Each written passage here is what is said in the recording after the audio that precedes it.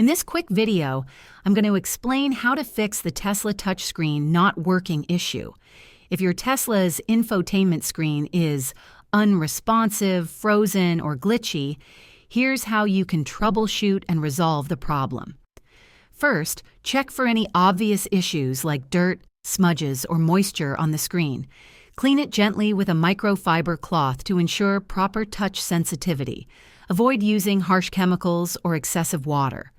Next, try restarting the system. Hold both scroll wheels on the steering wheel for 10 to 15 seconds until the screen goes blank and restarts. This resets the infotainment system and often resolves temporary glitches. If the screen remains unresponsive, ensure your Tesla software is up to date. Outdated firmware can cause performance issues. Check for updates by navigating to Controls, Software Update on the touchscreen, if accessible, or via the Tesla app. If restarting and updating don't work, check the car's power supply. A low 12-volt battery can cause touchscreen issues. Turn off the car completely, wait a few minutes, and turn it back on. If the problem persists, test or replace the 12-volt battery with the help of Tesla support.